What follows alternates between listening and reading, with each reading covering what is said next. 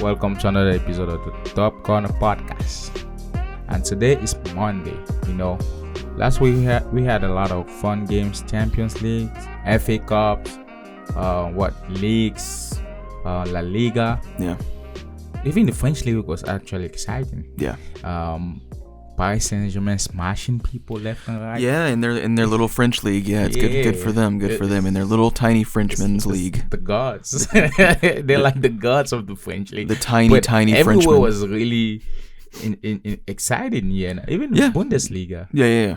And Leipzig going nuts. We were joking about it before the show started. It was like, I feel like Leipzig is either win 5-1 or they lose 5-1. Yeah. It's just because you want to put a performance like that in your power rankings or your tops, but you still realize now they're in 5th place, and if Dortmund's not in my top 5, then Leipzig can't be either. So it just doesn't make any sense. But they always have those impressive score lines or embarrassing score lines, depending. Yeah. Let's go to the news. Smash into it.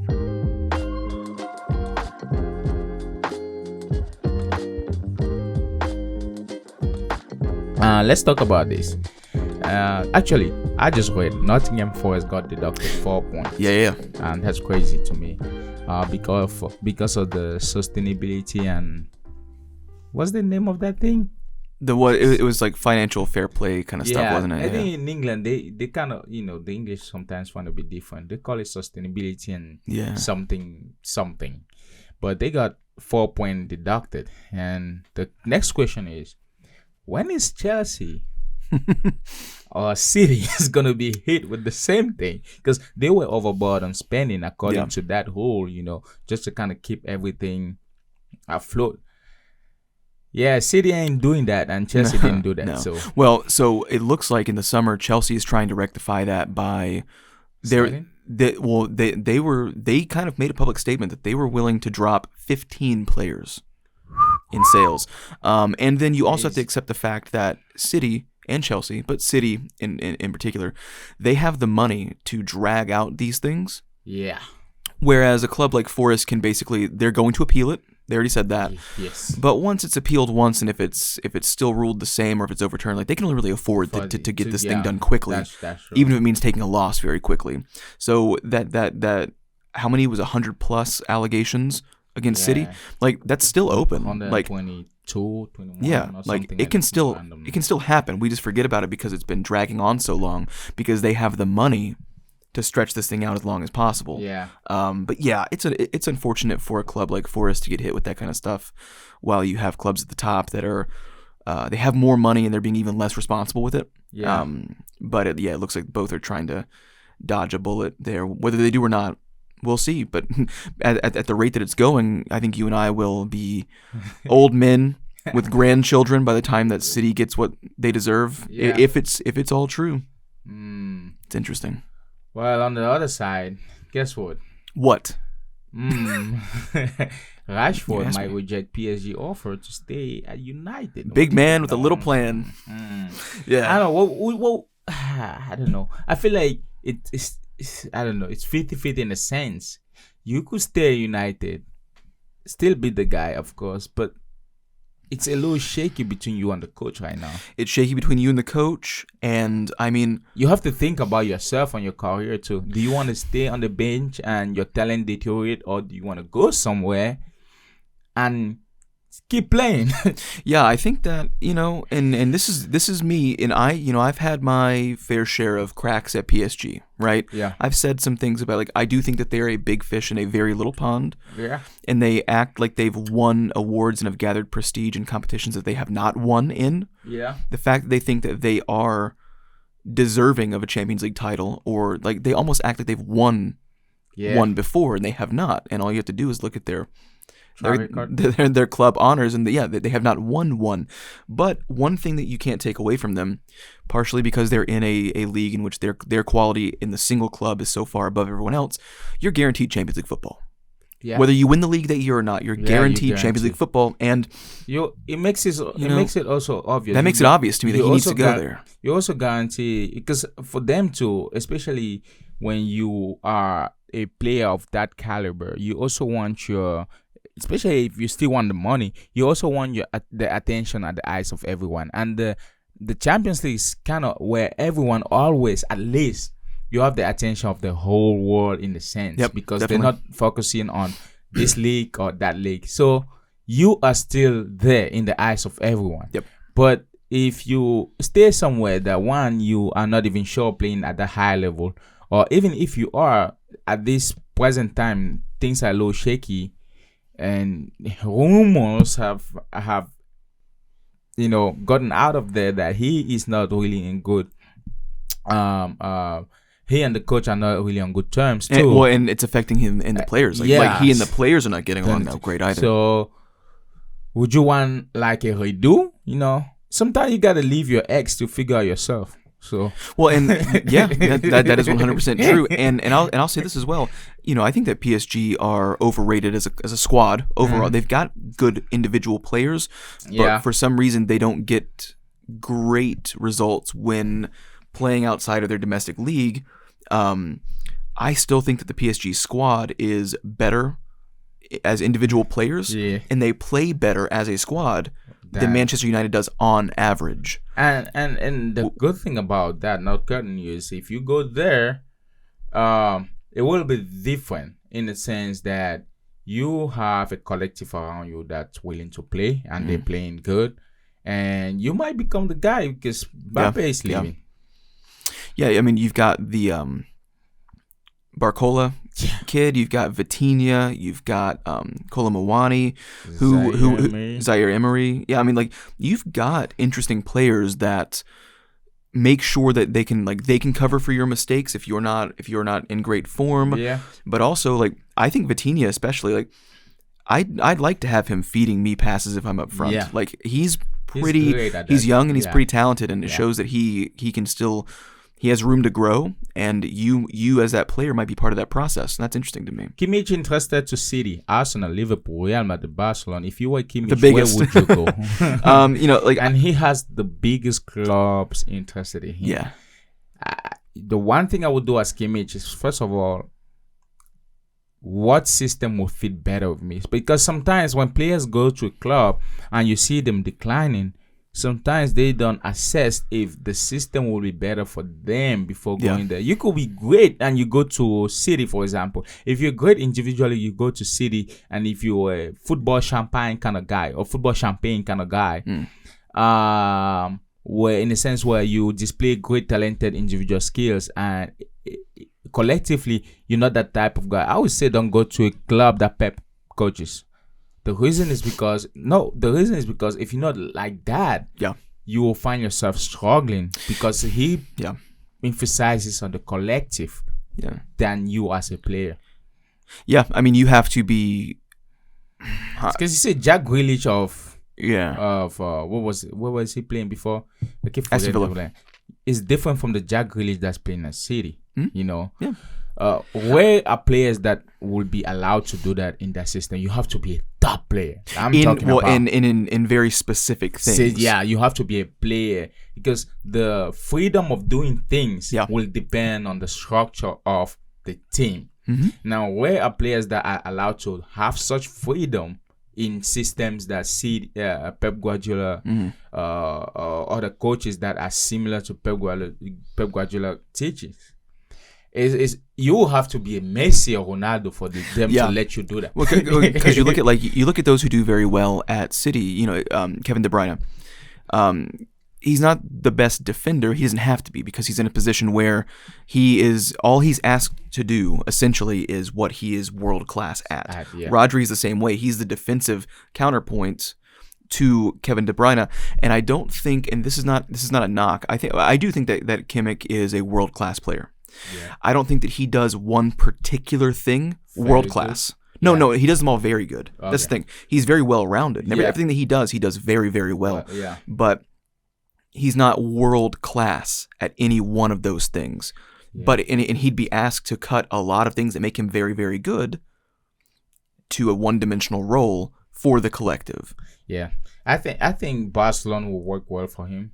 I think Arsenal will work well for him. So I don't know about City. I feel there's a little. Yeah, I agree with you on that one. City, I feel like it could go both ways with City. It could go in this. He could be really great. Oh man, he could decline so fast. Yeah, I think that he really would work well at Arsenal because there's a player that's leaving soon. Yeah, he would take the role. He would immediately take the role of Jorginho. Yeah, who was asked to kind of sit in the middle of the park, dictate pace. You come back on defense. He's faster than Jorginho. Yeah, and he's good at it too. Yeah, I think that fits absolutely perfectly. Yeah, I would not go to Madrid. Man, like I've said it from Madrid from 2007. Yeah. If I'm going to Madrid, like me personally, I will not go just because Madrid has a thing, and our players will tell you. And Madrid, they don't buy you to come and play. They buy you to come and compete for your post. Yeah. That's what Madrid, and if you look at Madrid from every generation, they've always have world-class players at least 2 or 3 of them for the same post. Remember when Kaká left AC Milan? He won the Ballon d'Or. You bring in Kaká and you bring in Cristiano Ronaldo at the same time. So especially if you will have to be a beast. Well, and they're already at a situation like they have too many midfielders. Like they're already in a situation where they're letting Modric walk away, which if you're going to have one released, considering age and longevity, yes, that makes sense. Cruz has a little bit more left to give, but I do think that Modric would as well. Yeah, me too. Because you see his output lately. I mean, it's not like he's a game changer every time he gets on the pitch. Well, and then there's already been rumors for almost a whole season of offloading Tchouaméni. Yeah. Even though he's very versatile, and they've proven this season that they need someone that can fill multiple roles, but it doesn't change the fact that he's probably not getting enough playing time. He's not playing exactly where he wants to play, and I think that I personally would have Tchouaméni over Camavinga, I think, in my squad, but they're obviously prioritizing Camavinga in that way, and I'm not saying he's a bad player. He does more of what Ancelotti is looking for, and I get that. But yeah, this would be a very bad time because they're offloading people because they have too many, and if you just come in right behind that, you're at best in a rotation. And I don't think he wants to be in a rotation. And the thing about being too many, it's not they have too many that's just cumbersome. They have too many good talent. Yeah. That's crazy. So you've got to offload them because you know that you'll get decent money. It's not the fact that you're going to get the 13 or 20 million. Like you're going to get good cash for Tchouaméni, and so you need to let him go and figure out what else you're going to do with it. But you can tell that Kimmich wants to be not that it's like a glory hound kind of a thing, but like you're right. Madrid have the privilege of a lot of options. Not every club has that many options. Clubs that compete with them don't even have that many options. Yes. And he just wants to be in the starting 11 guarantee. Obviously, he has to put up his end of the bargain and play well, but he wants to play well to the best of his ability and be a non-negotiable starter. And I understand that if you have the opportunity to ask for that. Juventus manager Massimiliano Allegri has been suggested as a left choice to take over at Liverpool this summer. I don't know where. This is the latest rumor that's coming. With Jurgen Klopp set to call time on his 9-year tenure as boss in the summer, Xabi Alonso and Roberto De Zerbi have been touted as the early candidate to take over. But with a decision here to be made, Allegri's experience and tactical awareness have been suggested as 2 key facets that could land him the job later this year. Whoa. That's interesting. I don't know if Allegri's tactics will work well, but he is doing really good right now. So that's probably he's won a lot of titles with Milan and Juventus. He has a lot more experience than all of them, and maybe they want to prioritize experience. But what I've seen lately is also clubs are not necessarily going for the experience in a sense. Like it doesn't mean that if you're more experienced, you have a better shot. Obviously that's it's more about that's your skills and how they immediately fit to the system to make the transition quicker. Yes, that's the general rule of thumb for any career in life. More experience, better choice, better chances. But lately in football, it's been kind of half and half because now you have these managers that are becoming, especially that the game has been a lot more tactical. These new managers are killing it. So I think that you go more for if there are 3 managers in the running, he's third, right? Yeah. You kind of have to think that. Is it a bad choice? Not at all. Not at all. Uh-huh. Is it a, if those are your three, that's a very good three to choose from overall. But yeah.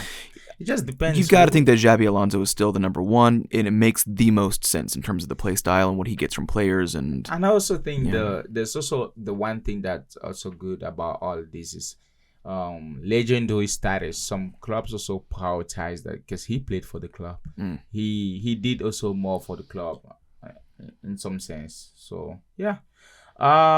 If you heard the news from us, or if you heard the rumor, it might not be coming from us. This was the news and segment, the news and rumor segment. So we are closing that with close it. Get that shit out of here. Get it out. Toss it to the curb. Yeah, let's go to the Champions League. You've watched a lot of games. Yeah. You've watched a lot of Champions League, but last week was really crazy. And lately we haven't even had games going to penalty shootout. But let me tell you something. It's been 8 years and we had 2 games going to penalty shootout. That's crazy. And that's also because of the away rule. And if you didn't know about that rule, it's been scrapped off a while ago. So if I scored at your house, basically, if I come at your house and I score, it counts for 2. They scrapped off that rule a while ago. Yeah. So a goal is just a goal. A goal is just a goal. And knowing UEFA always hungry for money. Next year they're introducing a weird system. I want to tear them apart real quick. I'm not going to. But everybody out there, let me tell you, I'm not their biggest fan. In fact, I really don't like them. Yeah, they're always trying to figure out a system how to make more money. They're making our lives difficult, and it's pissing me off. Anyway. But yes, with the away goals disallowed, it changes the dynamic. But yeah, I mean, like 2 matchups from the round of 16 going to penalties was pretty interesting, man. Yeah, that's pretty interesting. Yeah. And we had good games last week. And if you didn't watch it, man, I'm sorry for you because you missed it. I'm talking about... Yeah, you pathetic loser. Yeah. You loser. What the fuck were you doing? Arsenal FC Porto. And I tell you what, and I say this, when you get in Champions League, you might be good in your league, but the Champions League is a whole different dynamic. It doesn't matter who you are. It doesn't matter if you Chester, you are City, you are Real. These small clubs don't care because it goes about, sometimes it's about the history of the club. Sometimes it's about experience. Sometimes it's about the Champions League feel because it has a different feel. When people go there, they want to perform. Yep. They become different. They play at a different frequency. And Arsenal Porto the game was amazing. Sorry for you if you watched, you missed the game. But what did you think about the game? And you dorks. Okay. And Arsenal is playing against they're playing against Bayern. Yeah. So what did you think about the game, and what do you think Arsenal will do? So Porto are surprisingly effective defensively. Oh yeah. They can really shut some a lot of passing lanes down. They did not play Arsenal as well as they really needed to. 4 shots on goal is okay. I do Havertz in the number 9 role is starting to grow on me quite a bit. You can tell though that they weren't playing to their full capacity. Quite a few fouls, too many yellow cards. I think although I will say it was pretty chippy. I think that Porto was definitely getting in their heads in terms of playing. There are reputations that Spanish and Portuguese clubs have of being a little dirty, especially in those competitions. They kind of make a meal out of certain things. You can tell that there was some frustration going on the Arsenal side. But yeah, they're showing that playing domestically and playing internationally are very different things. Oh yeah. I still think that Trossard looked good. Saka's having an interesting situation where he's not been playing absolutely on fire like he's used to. I think he's tired. I think he's tired as well. They should rest him a little bit. This guy is playing every single game. Yeah. And sometimes when I think that he's gonna be arrested, he's not. Yeah. So that's... But to me personally, I think that Rice and Odegaard played very well in that to kind of cover that space. Yeah, man. You see that pass by Odegaard to was it to Trossard? Yeah. For the goal, yeah, where he kind of man, that was beautiful the way he. Yeah, he's playing very, very well. Good, yeah. And that's the good thing about this Arsenal side in general, where the goals are not coming from just one place, and the assists are not coming from just one place. So it's not that it's an excuse for guys to consistently be out of form in one way or another, but if Saka's your number one, which he still is, he's their number one goal scorer and chance creator. So the fact that he's not playing in his best form doesn't stop them from winning because someone else is able to pick up the slack. It's been that way for 2 seasons now, and I think that they're really starting to figure it out this time, like in this season. Ben White's playing very well. Yeah. And again, even just in the back too, Saliba's not playing as well as he was last season overall, but Gabriel has stepped up to take that place. Yeah. So they've got the ability to shoulder the blame in separate ways and have guys step up for certain things and cover each other's slack to the point where, the draw against Bayern Munich is not ideal, obviously. But I would make the argument that there's only one, quote, good team to get out of the draw, and that would have been Dortmund. But also, you have to accept the fact that quarterfinals and on, there is no good draw. Yeah. That's the whole point of the Champions League, is that, Yeah, especially when it gets already to quarter, semifinal. Yeah, it's always a deadly matchup. Yeah, any it's open game, Mm-hmm. Yep. And man, I wanted to see, and we're gonna talk about the draws, especially we're talking about Arsenal. So, Arsenal got to Bayern Munich. Man, that's a tough one for them, especially. I mean, you probably want to pray that Bayern you want to pray that Bayern is not playing well that day, to be honest with you. Yeah, well, and this has not been an absolutely electric season for Bayern either. Yeah. I do, when you look at it on paper, if they're in this current form, that is not playing in Arsenal's favor. But you know what? Look at the comparison of the forwards and the center backs. Yeah. I like seeing Kai Havertz getting Kim Min-jae, or honestly, Eric Dyer has been playing more than Kim Min-jae. Yeah. So Havertz versus Dyer, Saka versus Dyer, Martinelli versus Dyer. If you're an Arsenal fan, you like that matchup. Yeah. That looks okay to me. Nobody likes to see Harry Kane coming at their back line. Yeah. But Gabriel and Saliba in good form. Can they make something happen can they neutralize Harry Kane together? I think that they have a better opportunity at neutralizing Kane than I think that Bayern's back line currently has of shutting down Arsenal's front three. Yeah. Would you agree with that? I want to say yes, but you also can't predict Harry Kane either, and he is a goal scoring machine. Yeah, but that's true. And we talk about, they have gone head to head a couple of times, and Bayern have won 7 times out of those times. Arsenal 2 times, and the last time I think was 2017, around the 16. Yeah. Man, Bayern trashed them.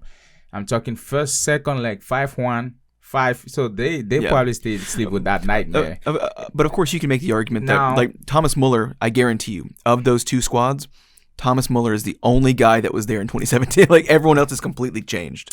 They're completely different squads. Yeah, but he wasn't even playing during those games. Yeah, I'm just saying, yeah, definitely. He was around for that. He was around. But these are all completely different squads. I'm not saying that the history and lineage are not there and that it's not important in the experience, but I mean, these are very, very, very different sides right now. These are, and Bayern is not at the top of its game. Yeah. But Champions League is, like I said, is different. It is. I want to see Arsenal winning. I feel like they have a good chance if they tactically they play this safe and they play it well. Because against Porto, is not Bayern. Bayern won't miss what Porto miss, because this guy will be deadly. The problem with Arsenal in games like this, like I said, and sometimes when they play in the league, we see, probably they don't need a striker.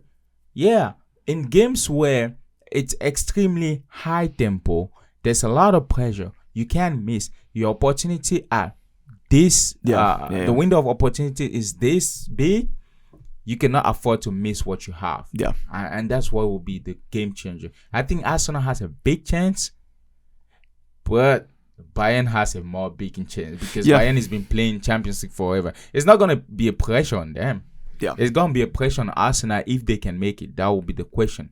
Well, and I think that it's one of those you have to look at it as well of Yes, Kai Havertz is playing well in this strange role that he's in, but if you're an Arsenal fan, you would be lying to yourself if you didn't prefer a true number 9, whether it would be Victor Osimhen, who is very highly rumored to be wanting to be interested in Arsenal, or even Ivan Toney, who's interested as well. It's like, is there a place in the squad for Havertz still outside of the number 9? Yeah, I do believe that. I think you'd have to rearrange your 4-3-3. You would have to have him as more of an attacking midfield role, but you can't have him just languishing in the true midfield. Yeah, because he's proven that he can't do that. He has to be able to manipulate and move space without needing to track back completely on defense. I wonder if Zinchenko will be an appropriate person to put, or you go for how do you call him? His name keeps it. The other guy that plays Tomiyasu. Yeah. Is he injured? He's I think it's a knee or an ankle or something. Nothing too serious, but they definitely haven't had. But he's been in the squad, just not in the starting 11. Because one thing that Bayern has always done well, don't matter if they're not good or good, is transition wise, they're so fast and so quick. So that's why you want to neutralize Kane.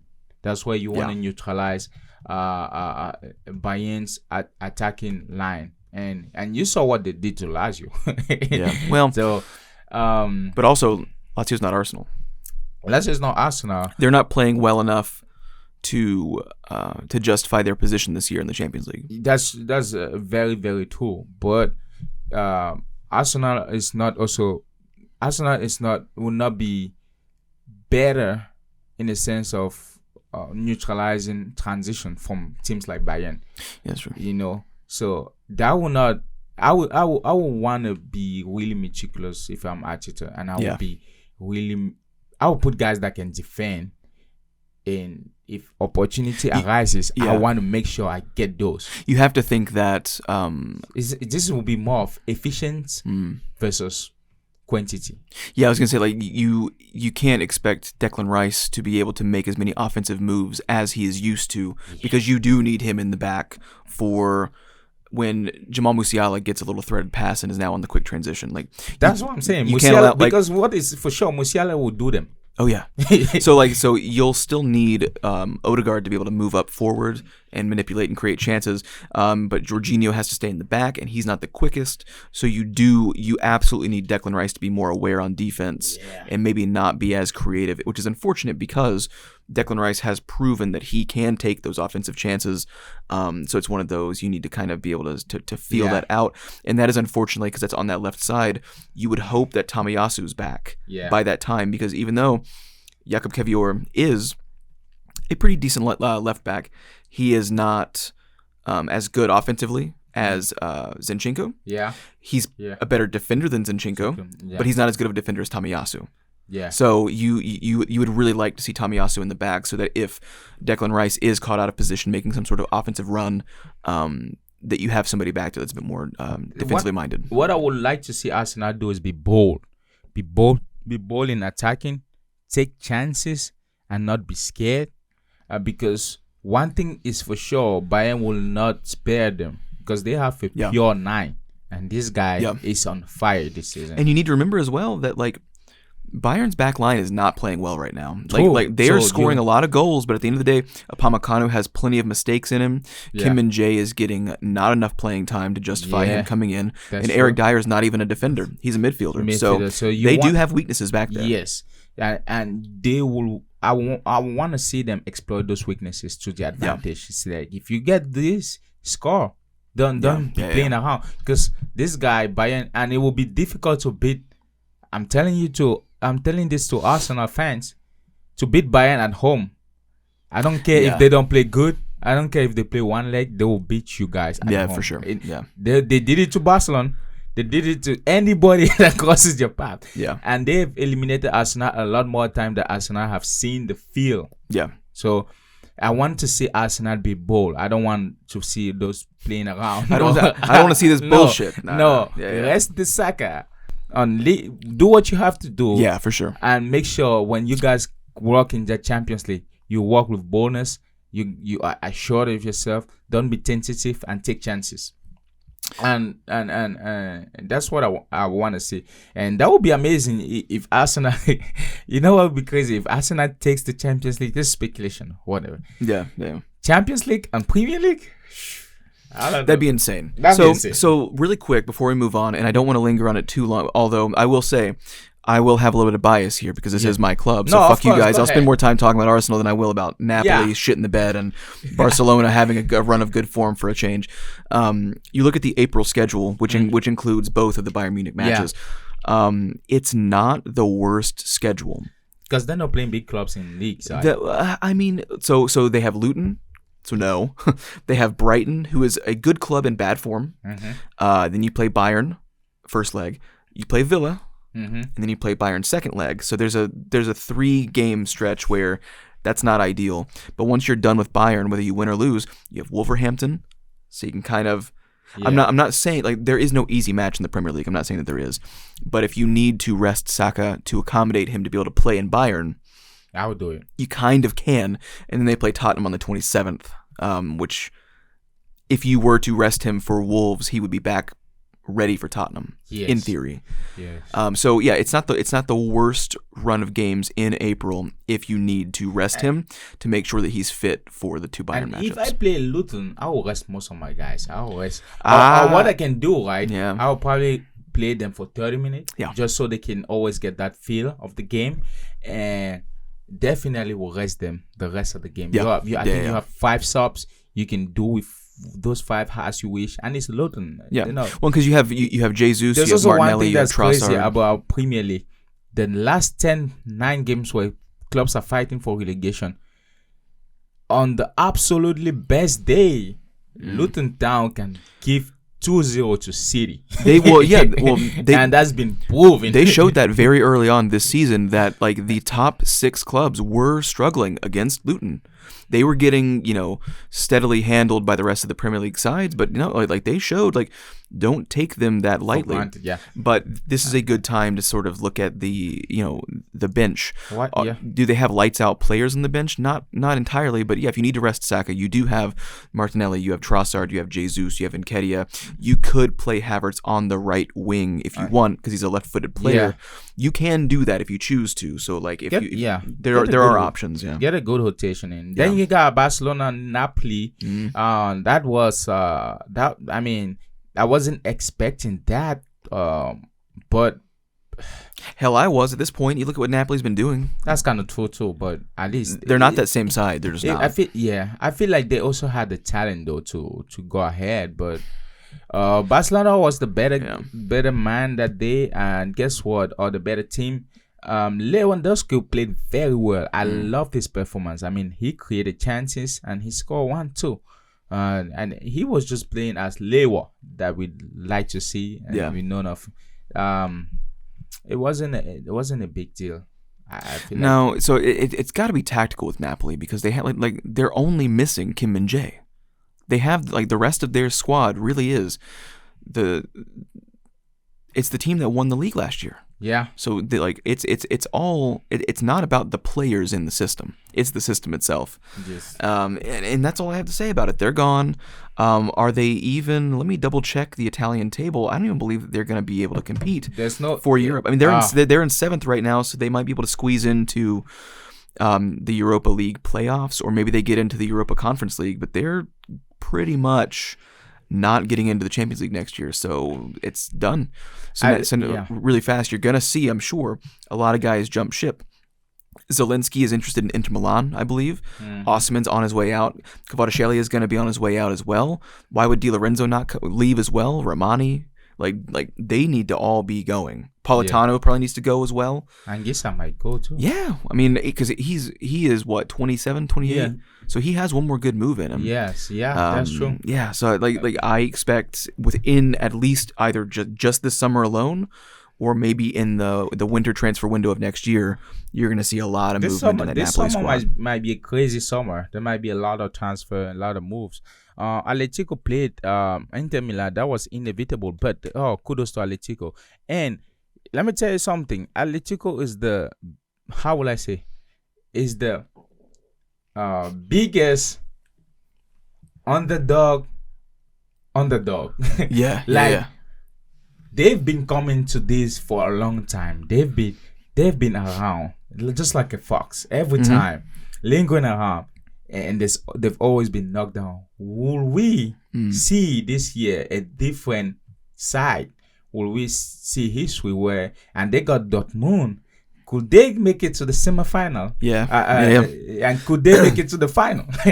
Because something about Inter did it underdog. last year. They're in that same exact place that Inter Yeah. was last year. Of every single round out after the round of 16, they were expected to go out and they just didn't. Yeah. So I don't know. Could we see history being written? They got the easier side of the bracket. I will be so happy for Diego Simeone because he's been doing this. Either in La Liga, every time he will face Madrid, and Madrid is their nemesis anywhere, be it in Champions League or even in their league, and Madrid will just knock the crap out of them. But this year they have a shot, and they were very, very lucky with their draw. Yeah. Because and again, I'm not saying that that a Barcelona or a PSG are easy, but compared to the other side of the bracket, it was like they really do have a better chance than I expected of getting to that final. Oh yeah, they do. They definitely, especially playing Dortmund. If they're if they're that defensively consistent, I think that if they face, let's say that it's Atletico and PSG, that sounds like a good matchup. But that's actually, I think they have history together too. But they're so defensively cohesive that it looks like that's perfect for the squad that.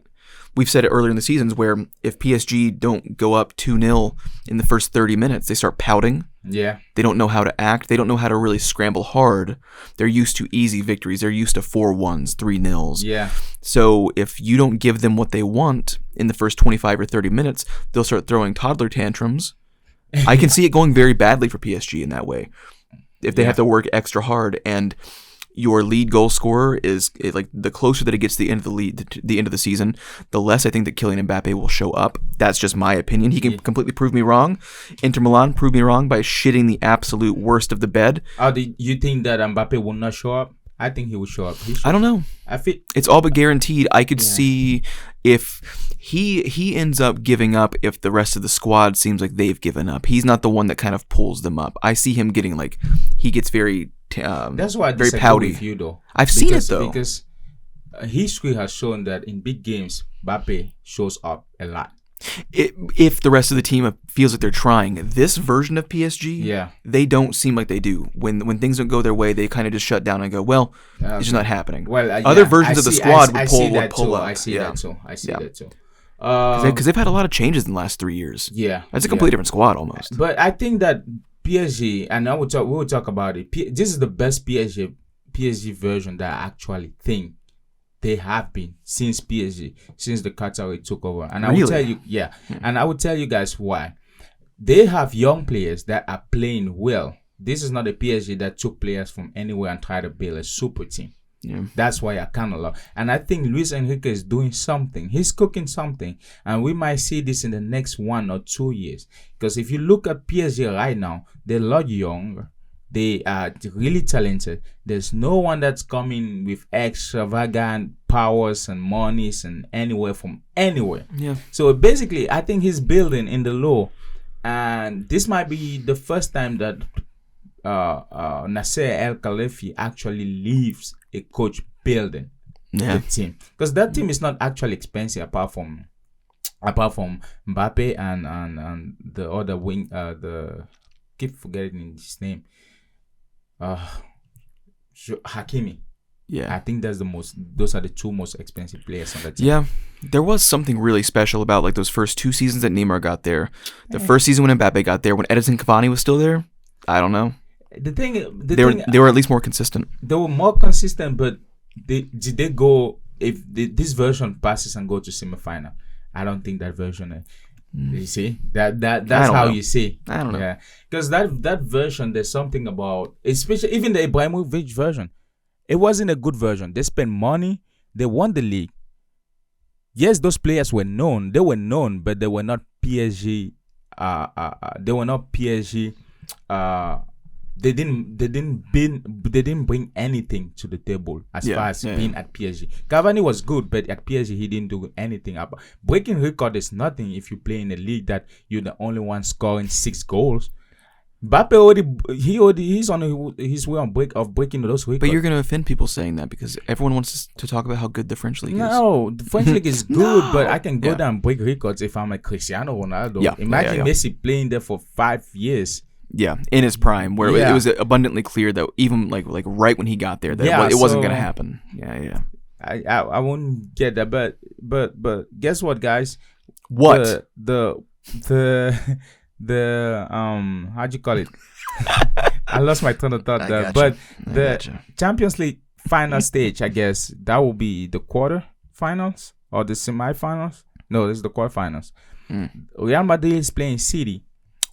And that's actually, I think this is the first time in Champions League history, as it's for me, since I've been born. Let me not say history because I don't know 1970 something, but since I've been born, that the quarterfinal might be the toughest games and most exciting matchups than I'm not sure if the final will match this, because you basically have a final in the quarterfinal. Madrid City, that's the final. No matter who wins that, the other team, I think it's unfair. Like they get to just go, oh, okay. You know what's crazy? I feel like I don't know. Speculations. Speculate. Who wins Madrid City might win the cup. Yeah. I don't see those are the two biggest teams there, and these two teams are that will be. I mean, I wouldn't want to miss this matchup though. I wouldn't want to miss. And for those who don't know, these guys have gone head to head probably in the last I would say from 2010 to now 4 times. Yeah. Madrid won in 2013. Madrid won in 16. I think City won in 1920. City dominated in 23 too. Yeah. Oh yeah, that was a bad one. Yeah, beat the crap out of him. I mean, this is a cool little quarterfinal setup. It's 2-2 for now, and let's see what will happen. This will be so interesting because you have somebody that's heavily tactical and you have somebody that's more fluid. What would your dream matchups for the semifinals be based on these? What two games would you want to see the most? Also, I'm forgetting Paris Saint-Germain Barcelona is actually also a really good matchup. Yeah, it is. Considering they have a deep history, and if you know a little bit about football, if you be following remontada, I don't know if you know the word remontada. So, City. Let me pull it up while we're talking. Pull that shit up. So, go ahead. Personally, I would like to see PSG and Atletico Madrid. That would be great. And I would like to see PSG and Atletico Madrid would be a really good game. Yeah. And then I would like to see Arsenal and Real Madrid just to see what's going on. Because you've seen Arsenal and City. And this is just my personal preference. It's not who I expect. And these are not my predictions. But I would really like to see an Arsenal and Real Madrid set up there. Arsenal Madrid? Yeah, that'd be cool. Woo. That would be cool. I know Arsenal is your club, but Madrid will beat the hell out of Arsenal. I want to see, I want to see. This will be in an uncomfortable way. Like you will be sitting there and watching the game, because this is not. No, Premier League is good, but Premier League don't count for nothing when you meet. And Spanish team don't really care about whatever you guys do there in the English League. They'll beat the crap out of this. Yeah, well, City beat the shit out of Real. I'm just saying that's just one time. Yeah, I understand. I'm saying I feel like I don't want I want Arsenal to have an easy go. No, it's not. It doesn't work that way. You either that's true, but whatever draw you get, and if you don't go far, you don't go far, and that's it. You got to accept it. Yeah, man. I would not want Arsenal to meet Madrid at that stage. I would have wanted it probably in the group stage, just so Arsenal just to see it. I can measure. But in a thing that I want Arsenal to win, because Arsenal is a club that, especially in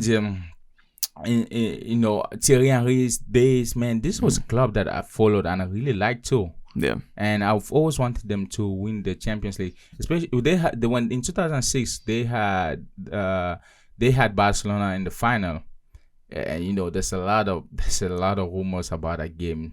Some say Barcelona bought the game. Some say we don't know. Some say there were penalties that never given. Some say we don't know. Some say you're a fucking liar. So we don't know. But I'm just going with what we see. Arsenal was really playing good, and they were close to winning. And since then, they've been coming ahead. And I think that this is one of the best version of Arsenal again that's coming. And I really want them, if there's a possibility for winning Champions League, and if they're winning against Madrid, like you said, that also I didn't say that they would win. I just said I want to see the matchup. Yeah, I mean, so because it is one of the you need to have, because it's not disrespect to Porto, because they played very well, and I mean when it comes down to penalties, it can go either way. That's the whole caveat with penalties. Yeah. Just because you win penalties doesn't mean you didn't win the game. Yeah. But there needs to be a real form of measurement against these Champions League sides, and the Bayern Munich matchup is that. Mm-hmm. Unfortunately, it's a Bayern Munich side that's not playing at the exact level that they're expected to. So to me, it's not. Well, and Madrid's not either. They're conceding a few more goals than they should be expected to. No. But they also have an injury issue as well, and that's the big caveat to their situation. But no, I mean this is the real big, if you're going to be Champions League competing teams, these are the clubs that you have to be able to move past. So why not go ahead and put Real Madrid in their path in this fantasy booking situation? Yeah. If they do come on top against a lackluster Bayern, okay. Well, I mean, you got the tough side of the bracket, but if you're as good as you need to be moving forward, you're gonna have to face these guys anyway. Yeah. So I'd rather see those two back to back, and it's I think if they move past Bayern, they'll probably face one of those teams. Yeah. To be honest, I think Arsenal against Paris Saint-Germain. Arsenal against Paris Saint-Germain is a good matchup. Yeah. Arsenal against City or Real is a good match. At this point of time, there's not a bad matchup, to be honest. And Arsenal's proven that they can beat City. Yeah. So after Atletico Dortmund, the semi-final, there will not be a bad matchup. It's really gonna be crazy. And if you know a lot about Paris Saint-Germain, Barcelona, as I was saying, they had played. And they have this in 2016-17, Barcelona did an amazing comeback, and a lot of sporting media in Spain wrote it remontada, and the word remontada became really famous. I think in Spanish it means coming back up. They were down. I'm talking about they came back from a 5 and they scored 6-5. And they won. So to Paris, and that was one of the best side of Paris. You had all these Ibrahimovic, all these players. So that's why that Paris side I'll never count it. Because if they can come back and beat you like that, I don't care what you're playing. But this time around, we might see. Let's go to the leagues, and if you didn't watch the league, the FA Cup actually was interesting. Manchester United, Liverpool. If you didn't watch, you're a fucking idiot. Yeah. Sorry, I'm getting very. Manchester United is an interesting team. Every time we talk about Erik ten Hag being sacked or fired, it's a roller coaster, man. Manchester just plays well the next week. That's right. It is hilarious. It's like oh, you need 10 to pass the class.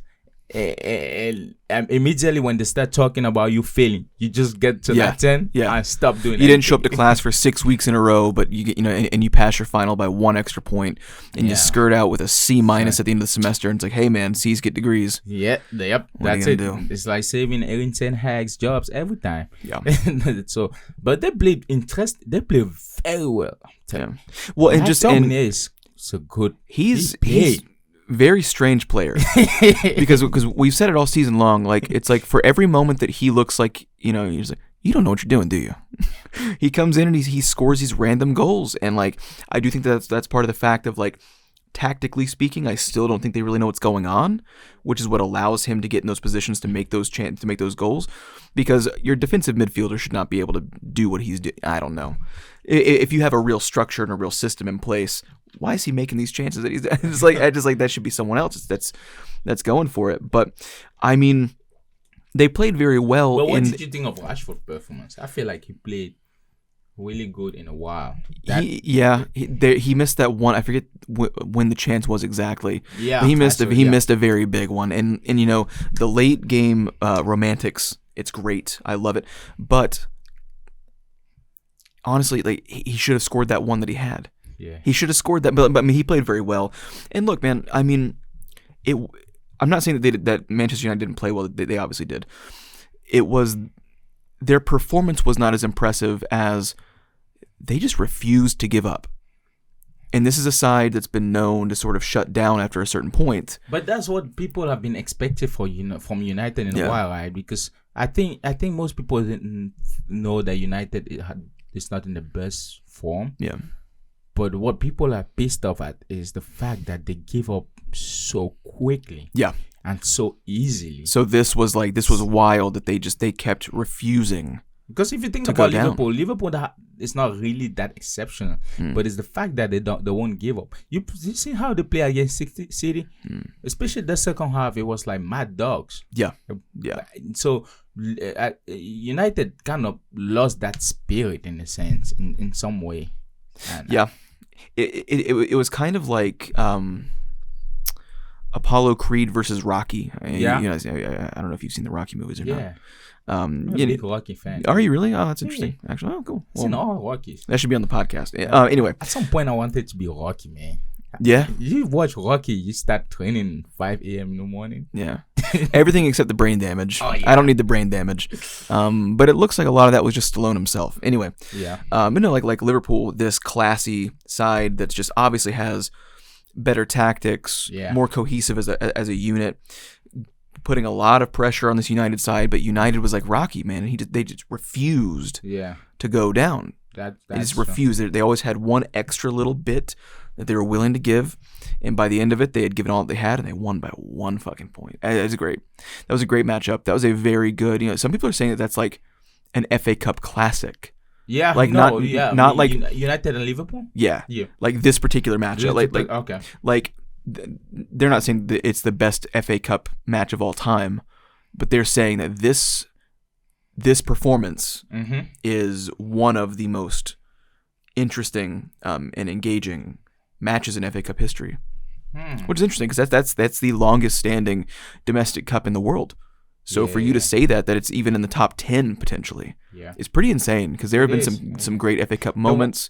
I think Peter Drury, Peter Drury, right? Yeah. I think he was doing the commentary, and one thing that struck me when he was commenting, I think when Garnacho scored, he said, "How the hell did Liverpool allow themselves to be in this scenario?" Yeah, I just burst out laughing. Yeah, like, against United. Well, it's that. I mean, it's Rocky and Apollo Creed. Apollo's just he's landing these punches, and he's not that he's getting cocky. Yeah, but he's able to kind of sit back for a little bit and just kind of dictate the pace of the match.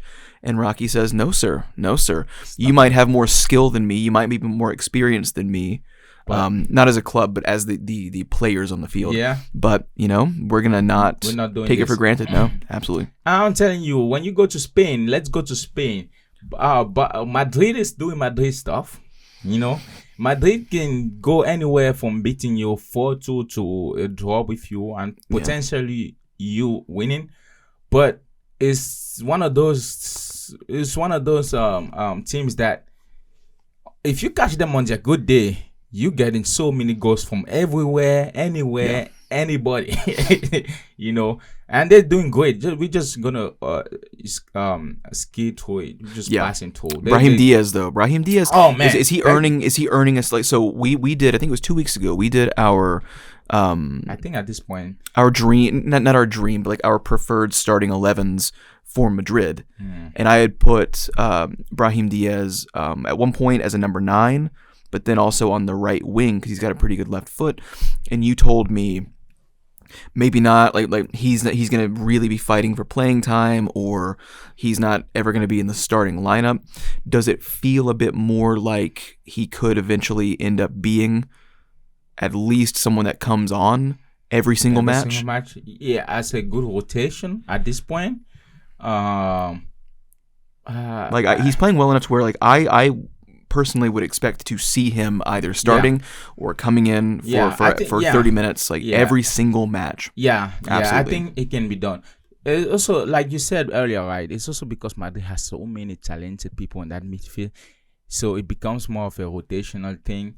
Because if you see, he substituted with Camavinga. I think it was Federico Valverde. Yeah. No. He got an assist from Valverde. He got an assist from Valverde, but he substituted. Yeah, Camavinga. Wait, no, Modric came in. I get confused here. Modric came in for Diaz. For Diaz, yeah. Eduardo for and it obviously wasn't a 1-for-1 positionally. Yeah. They changed their lineups to accommodate for a more defensive posture. So yeah. I see that. But he started on that left wing. But you know why he started that? He did that because Bellingham is suspended. Yeah. So that's why I say as a midfielder coming in, getting that substitution every single game, yes, I can see that. Well, and Vinicius at the number 9 scoring 2 goals on that day. Yeah. Is he potentially number 9? Is he able to? I don't know. He wasn't really given that many opportunities when Benzema was there. Yes, but it's one of those things that, I mean, the talent is there, obviously. The effectiveness is what is being questioned. Yeah, Can you do this every single time? Because for a 9, it's not that a 9 will score every single day. It's that you don't score. It's just but that's your best finisher. But the rate at which you will do that, is it consistent enough? Like, but if he likes the position and they are pursuing Mbappe, now this would be deadly. Because I know of Mbappe whole thing. And it's weird because what Luis Enrique is doing too with Mbappe, for me, he's the most talented player right now. I don't care who wants to say what. But one thing that he's doing really well, and one thing that Mbappe don't like to do, everybody's just concerned about him playing 9 because Mbappe don't like playing 9. He has the skill set of a 9, but he don't like playing 9. Oh, poor baby. He has the skill set of a winger because he's a winger by natural order, and he's really good at it. It's one of those things where the winger is really effective. What they're doing with him, they're playing him as a 9, but he's coming from the left side. Yeah. But he's the 9 when you look on paper. So it might also work in this sense. If Vinicius takes that role so he can be the winger. But having a team where you have that setup, you have Mbappe, Junior, Rodrigo, and you have Bellingham. Yeah. They have plenty of options. Everything, baby. Spoiled with their options. Yeah. And that's why I kind of like teams about Madrid. People don't go there because they have a lot of money. They go there because it's a mythical team. Yeah. And we want to win. Barcelona played well again. Lewandowski did his thing. I'm so happy for Lewandowski. Yeah. Getting it's been a roller coaster of form for him as well, and it doesn't always feel like it's his fault either. But do you think Xavi should, because the way the Spanish media, and Thierry Henry said something about it, everybody wanted to kill him, that playing in Spain is actually very difficult than playing in England. And I feel like the one thing that makes it, from what he said, because I've known this for a while. I think I know what you're going to say. I don't talk about it from people that are adept of the Premier League. Premier League might be the best league, but of quality with each club, each player, and each squad. But most people don't understand that in terms of single club handling, every club, actually Spain is the better team. Because if you watch the Champions League throughout, if you guys been watching Champions League, UEFA League, all Spanish team have always beaten Premier League team. The reason is because of the way they play. They conserve the ball more, they make you run. And I think that the one thing that makes that is actually the media putting pressure. That's what I was gonna say. Yeah. Do you think he should leave now? Because he's actually doing good. Yeah, I mean, if you were playing, it's something that every player's understood for decades and decades. Yeah. If you play for Real Madrid or you play for Barcelona, you cannot make a single mistake. That's it. Or the media will destroy you until you have a perfect game again. And some of these guys do have perfect games. Yeah. You know, and they expect a perfect performance every single week. Whereas I don't want to say that United in the 90s and 2000s heyday that you could slack, but the media was not as brutal, even then when they were winning everything all the time. Yeah. If a player did not have the best performance, you can be lit on fire as a number 9 if you miss 2 big chances, but your team still wins 3-0. Oh yeah, like it doesn't matter if you won the game or not. It's your performance. In Spain, they don't care about. Sometimes I feel like it's more targeted. It's like they pick the player. It don't matter how good the team is or how bad the team is. It's the player's fault. Yeah. Yeah, so, and that is much more unforgiving in Spanish media, without a doubt. I wonder if with recent performance, Barcelona performance, Xavi should leave the club.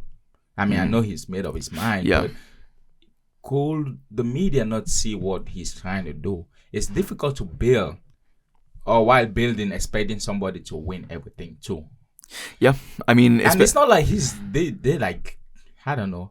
It's not like the team is falling apart or something. No, he's still doing. Dude, the Spanish media are cannibals. They're cannibals, man. It's Lord of the Flies. That's kind of why I don't agree with the media on some things. I think sometimes you have to be lenient. Yeah, don't be a bitch all the time. That's what I say. Don't be crazy about things. Freak shows. Anyway, it's weird because sometimes I watch Liga and most people, I actually grew up on Liga. Yeah. I just stopped watching Liga, not because I think sometimes it was the TV channels or my dad is more of a Premier League guy. Then we went to Spain because at the times I think Samuel Eto'o was playing there. And we also had a famous goalkeeper who went to there too. And that goalkeeper, you might not know him, but he's Buffon's idol from Cameroon. So, okay, yeah. So his name is Thomas Nkono, actually. Okay, yeah. And Buffon named one of his kids Thomas. That's adorable. Yeah. So we went there, but we watched more Premier League. I think it was 50-50 Premier League and Spanish League because we know both histories too of many other clubs. And the early, we also watched a lot of Italian leagues. But when Italian was falling apart, we kind of moved up. But as a standard, it was more Premier League or Spanish League. Yeah. We watched Liga too. And at the time, you guys know about Paris Saint-Germain, but at the time, it wasn't Paris Saint-Germain. Not at all. We had Marseille, we had Sochaux, we had Lyon, we had Monaco. Lille, we had Monaco. And these were the clubs we're watching. Sometimes I will go over and watch the games, and I'm telling you, I watch Paris Saint-Germain. Man, they killed Montpellier. So we're just gonna glide through it, but they play wonderful. And you know what though? Really fast. Yeah, I mean, yes, 6 goals, 3 from Mbappe with an assist. I mean, that's pretty. And Vitinha with 1 goal and 2 assists on the day. You can't be conceding those 2 goals. That's true. You can't, and I've been saying this for the entire season. You can be, where I understand that the way they consider it even don't make sense. Yeah, I mean, like. We've been saying because you like PSG more than me, and I'm trying to think. I think that you might rate them a little too highly, and I think that I might not give them enough credit. Yeah. I think that it's somewhere in the middle. But what I'm saying is, against Montpellier, 14th in the league, you concede 2 goals even though you score 6. When does that start becoming a 3-3? Yeah. You can't concede those. If you concede those kinds of goals against a team of that stature, you're guaranteeing that you concede less against bigger clubs, and you're not going to be able to drop 6 against these clubs that you think that you're as good as. So these score lines to me represent PSG in the French league. Yes. Yeah, you scored 6, you dropped 2. They remind me of the New England Patriots in the mid-2000s. I love it. You guys are so great. I just wanted to put that in. Very good. Because we're killing this segment. Fucking crushing. Destroying everything. Yeah. No, but they remind me of the 2005-06 New England Patriots where number 1 offense in the league. Yeah. Outpassing everybody. Tom Brady's absolutely on fire. But their defense out of the 32 teams was like 28th. So their whole thing was, we can't stop you from scoring, but we can outscore you. And it can work in certain sports and in certain systems, but I don't know if it's gonna they won't always be able to outscore 6-2. Yeah, there's not going to be able to. They need to fix their defensive problems, and to me that's the most glaring issue that they have. They've been having that defensive problem for a while now. I don't know if they're thinking about it, but rest assured, or I don't know how Luis Enrique is thinking about it, but if they can fix it for next season and they still have the same team, even if Mbappe leaves, because they can fill in for Mbappe with any, we talked about Rashford, we talked about other people, but if they can fix their defense, they will really be dangerous. Yeah. The whole thing about substituting Mbappe, that will be a problem for them. They need somebody that can consistently score. That's the problem. Yep. Because Kolo Muani is good, but he's not consistent on scoring. No, he's also not a winger either. And that's true too. But Kolo, I don't know how consistent he is, but I don't think he's efficient on scoring that much. And you had Dembele, and Dembele is definitely not scoring. Yeah, and he's on that opposite side as well. Yeah. They obviously want Rashford because they want someone on that left wing. Yeah. And no, he's not as fast as Mbappe, obviously. But he's very quick. Yeah. But he squanders the chances though. I don't know he's not as good of a finisher either. I feel like it's also his performance this year. Like last year, he had more finishes. Well, I do agree with that. Yeah. So I think they just need someone that can finish. That will be their problem. For sure. And if they fix their defense, this is really, because I like their midfield actually. Their midfield's very good. Yeah. I like the Kang Lin. Lee Kang-in. Kang-in guy. He's really technical. Yeah. I like his little cuts on the left. Vitinha, Zaire Emery, and Lee Kang-in. That's a really good deal. They actually have a very good midfield, and they're all young. I wonder if clubs are not going to try to poach them too. That might be something But Vitinha, Zaire Emery, he plays like he's been playing football all his life. He's just so experienced. But that was it, man. I think there was a lot of games. I just couldn't find the player of the week in a sense. Because everyone played like shit. I'm kidding. Yeah. No, but there was no one big... Everyone was just cruise control. Yeah. No one was...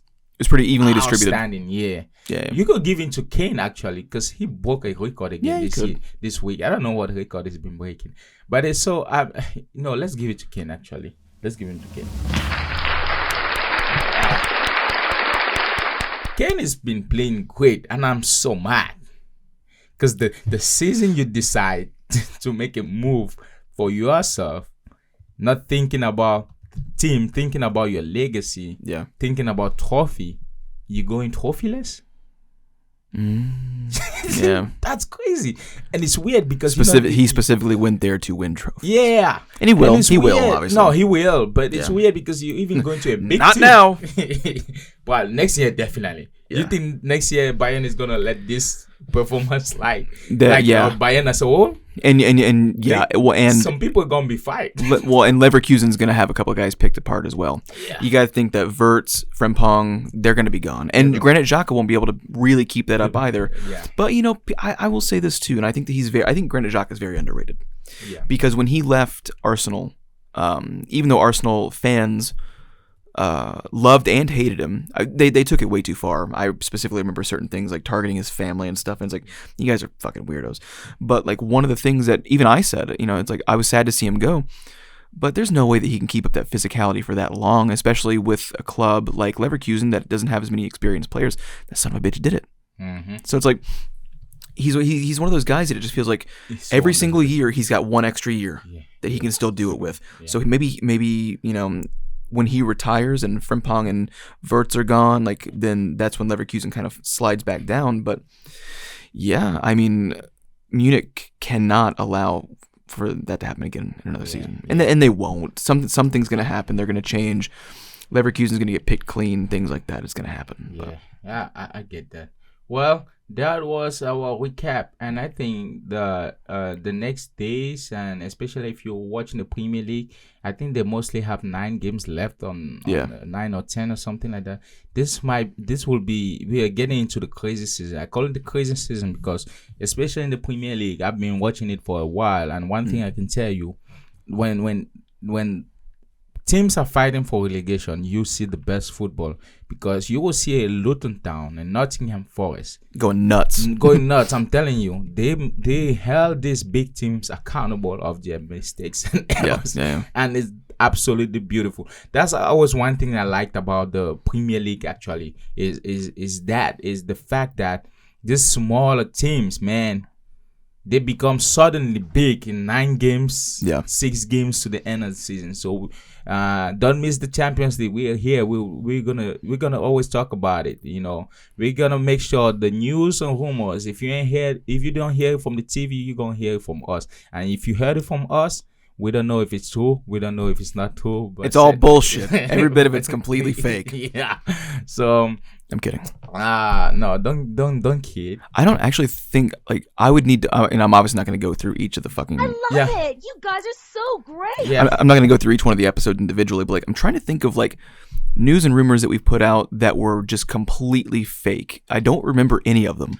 No, I think we're killing it. So we're far. pretty much hitting everything. If it's fake in a sense, it's not because it's a rumor.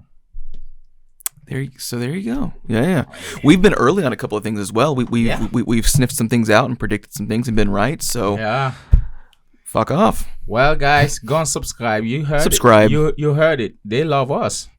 Yeah, I hear it every week, and I really appreciate it. I didn't say it. So guess what? Go subscribe. Subscribe to all our outlet: TikTok, YouTube, Spotify. We are on Spotify, so if you don't want to see our faces, at least you can hear our voices. That's true. And the Spotify episodes. What I did there? I did. Bars, I did. Man. I loved it. I gotta start speeding bars. Spotify comes out early as well, so if you just can't inject us into your veins quick enough, and you don't have to look at our mugs, it's on Spotify. But yes, like, share, and subscribe, all the YouTube stuff. We have been doing very well on all of our shorts lately. We've been getting really good engagement guys, as well. Yeah. Just go keep encouraging, guys. We appreciate you guys, and we're gonna end this with a round of applause for us. And you guys do and keep doing what you're doing. Bye.